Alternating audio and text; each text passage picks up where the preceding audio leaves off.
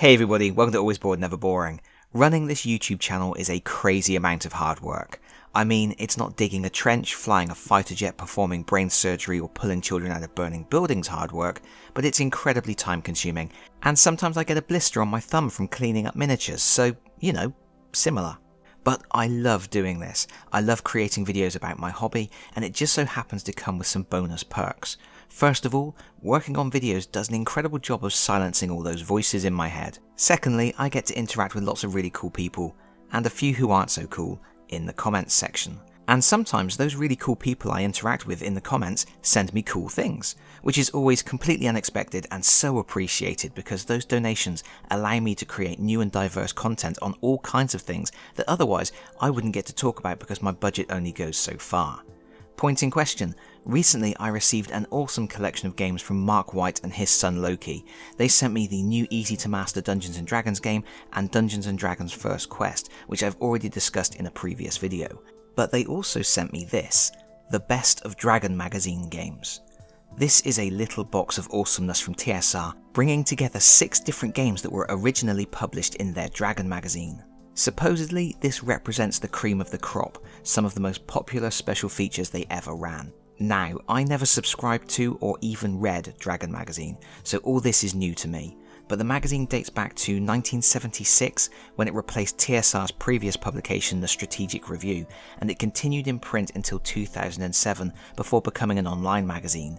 And it was a pretty influential publication that served as a launchpad for a lot of D&D content. I should imagine one of the most significant was Ed Greenwood's Forgotten Realms campaign setting, which is one of the most popular D&D settings to this day. But that's somewhat besides the point of this video. We just want to take a look in this box of games and see what it's all about. And I should mention, I haven't had a chance to play any of these games, so I can't really comment on how good they are. This box was published in 1990, and as I've already said, we are getting 6 games spanning a period from 1980 to 1987. Each game has its own board and a set of cardboard tokens. Some also have thin cards.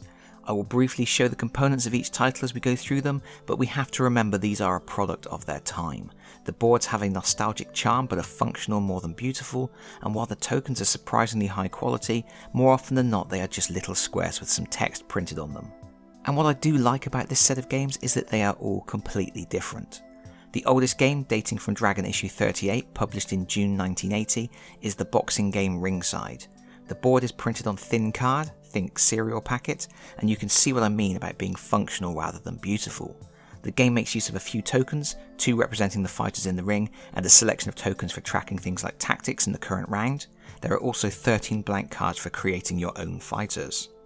You need some dice to play, which aren't included. There's a D100 roll to see if you hit your opponent. Then there's an element that reminds me of the combat in Dungeon Quest, where the attacker secretly selects one of 6 punch types and the opponent has to anticipate which punch was thrown. The selections of each player are cross-referenced on a chart to see how much damage the punch inflicts. Extra depth is added through the inclusion of rules for famous fighters, and even a campaign system where you are the manager of several fighters and try to accumulate the most wealth.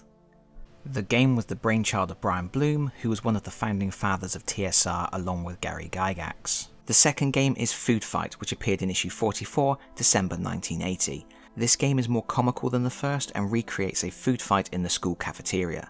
We have another cereal packet board, this time depicting the dining hall, and a large selection of tokens to represent students, staff, food items and other miscellaneous objects such as rubbish bins.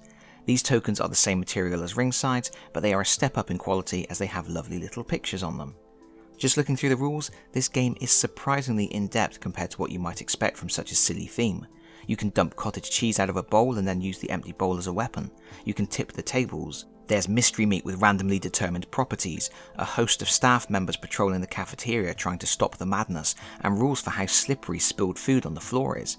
You can even dump food in the bins to fill them up to the point where they become what the rules call a doomsday weapon. The game's design is credited to Bryce Knorr, who I know absolutely nothing about.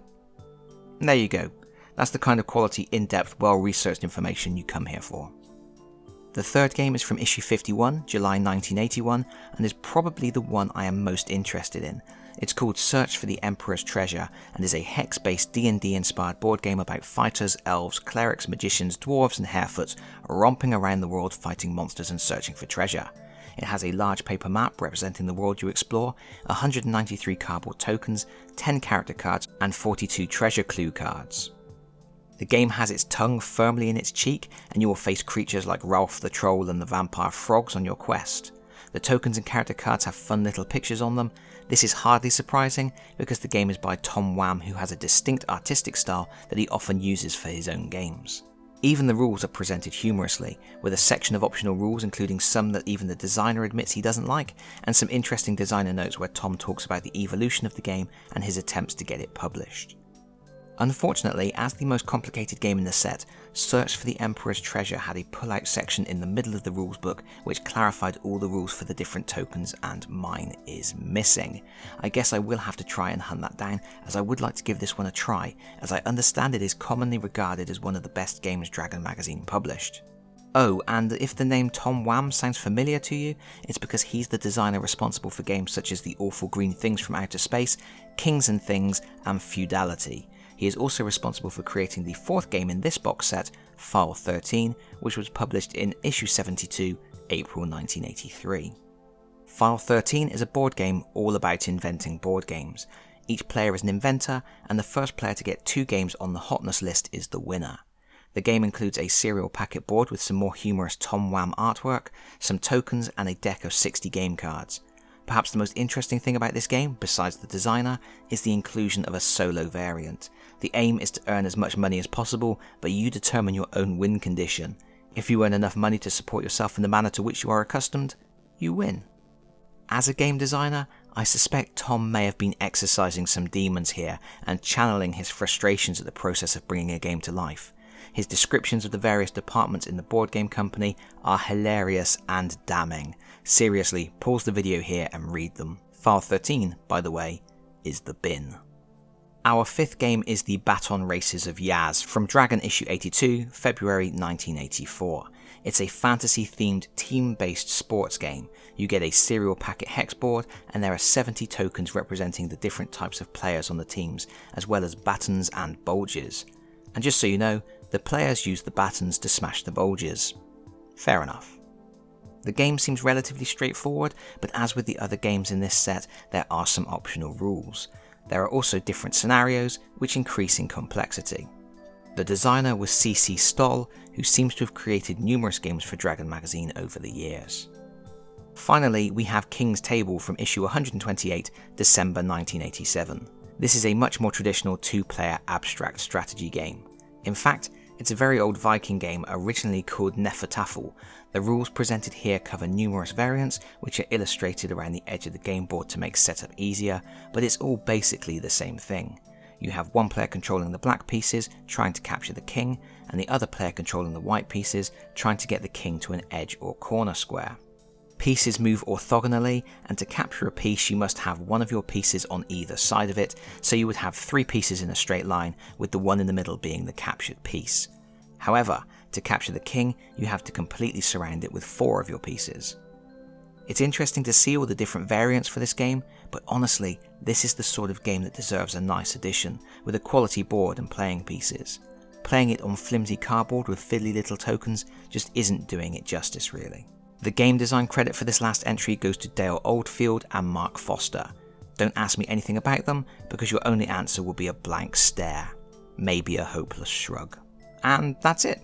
6 games in a box, originally published in Dragon Magazine and then overhauled, updated and crammed into a box in 1990. I can't say there was really anything here that was on my radar, but it's a fun addition to my hoard of vintage board games.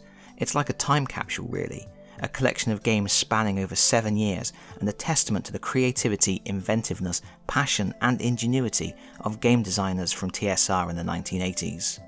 What a lovely thing.